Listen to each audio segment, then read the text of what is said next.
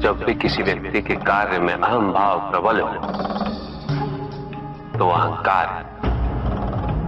व्यक्ति जैसा भी हो उसे अस्तित्व केवल वैसा ही प्राप्त होता है।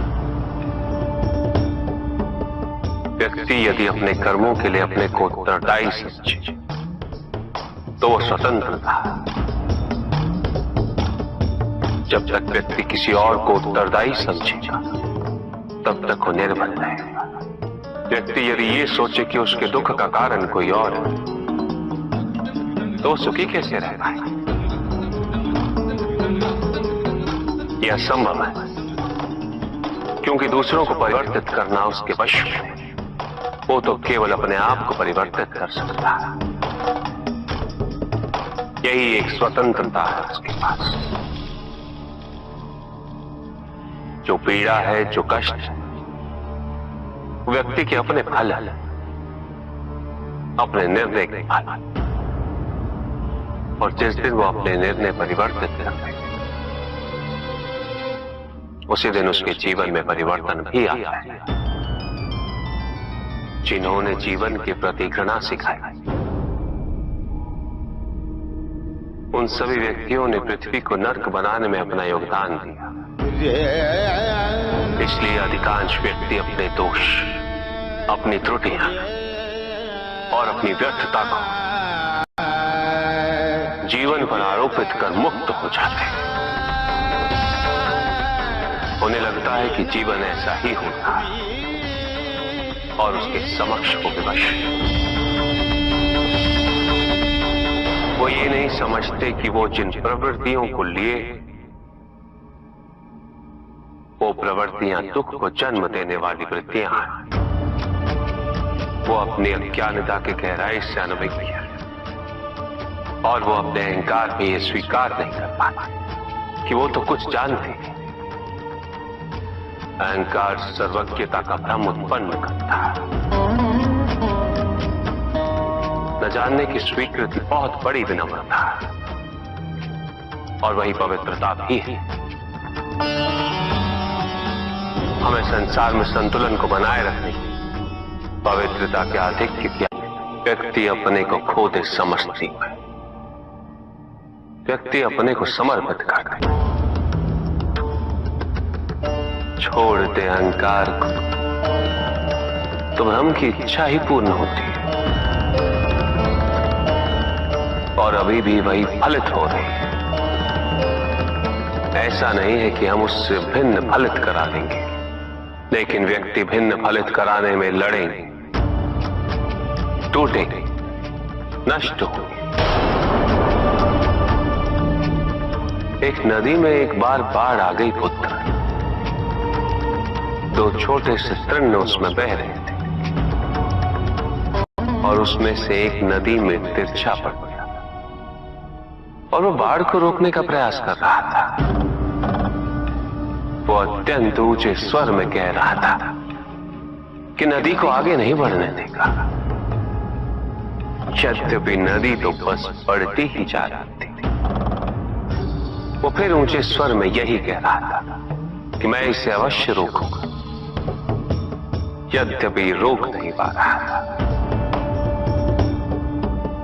नदी को तो उसके संघर्ष का कुछ भी पता नहीं चल रहा था, किंतु नदी को उसके होने या ना होने से क्या अंतर? उस कण के लिए तो यह अत्यंत महत्वपूर्ण था। उसका जीवन तो संकट में था। वो तो बस बहे जा रहा था। वो जहां भी पहुंचता, किंतु उसे पहुंचना तो संघर्ष करके ही था। किंतु ये बीच का क्षण, ये बीच का काल दुख, पीड़ा, द्वंद्वता का काल है। वहीं दूसरी ओर जो दूसरा तृण था उसने अपने को समर्पित कर दिया। वो तो नदी में सीधा पड़ा हुआ था। नदी के प्रवाह के साथ साथ बहता जा रहा था और उसे ऐसा प्रतीत हो रहा था जैसे कि वो नदी को दिशा दे रहा। उसे प्रवाहित होने में सहायता कर रहा हो। वो तो ये निश्चय कर बैठा था कि नदी को समुद्र तक पहुंचाकर ही रहेगा, किंतु नदी को उसकी उपस्थिति का भी आभास नहीं था। नदी पर उन दोनों के होने या ना होने का कोई प्रभाव नहीं था। नदी तो बस बहे जा रही थी। ब्रह्म की इच्छा को जाना नहीं जा सकता, किंतु ब्रह्म के साथ एक अवश्य हुआ जा सकता है, और तब व्यक्ति की अपनी इच्छा तो खो ही जाती, केवल उसकी इच्छा ही शेष रह जाती। युद्ध किसी व्यक्ति से नहीं,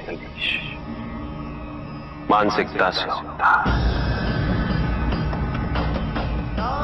युद्ध में संघर्ष अच्छाई या बुराई का नहीं होता, सभी में अच्छाई है और बुराई भी है पुत्र।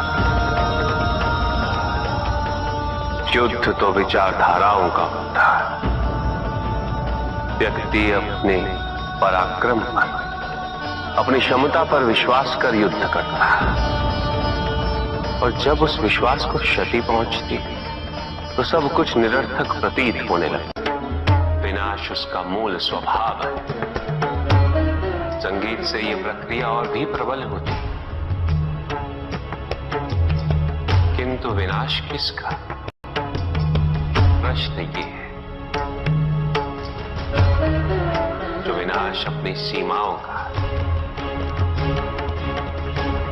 ताकि व्यक्ति अनंतता की ओर अग्रसर हो सके, तो ये विनाश आंतरिक है, और उसमें संगीत सहायक अवश्य होता। किंतु यदि मन संकीर्णता के बाहर ना आ पाए तो विनाश भारी होता, और संगीत इसमें भी सहायक होता। ऊर्जा की अस्थिरता शांति से आती, और स्थिरता के लिए अनिवार्य है शांति। अस्थिरता तो केवल अविश्वास से आती है। ईश्वर सच्चिदानंद है, त्रिकाल बाधित है, निरंतर ज्ञान के प्रकाश से प्रकाशित है, आनंद के सागर है।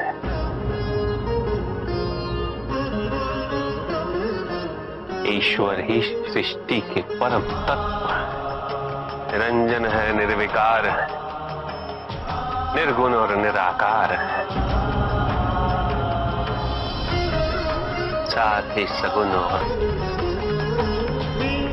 और सर्वसमर्थ भी है। कहिए, जहां न अमृत, न विष, न सुख, न दुख, न स्वर्ग, न नरक, वही परम आनंद है। उसी परम आनंद तक की यात्रा है तुम्हारी। ये यात्रा आनंद के सानिध्य की है, ये यात्रा सानिध्य के आनंद की है, और इस यात्रा में मैं प्रतिपल तुम्हारे साथ, मैं ही तुम, हर आरंभ का मैं ही अंत हूं, और हर अंत सदैव मेरा ही आरंभ होगा।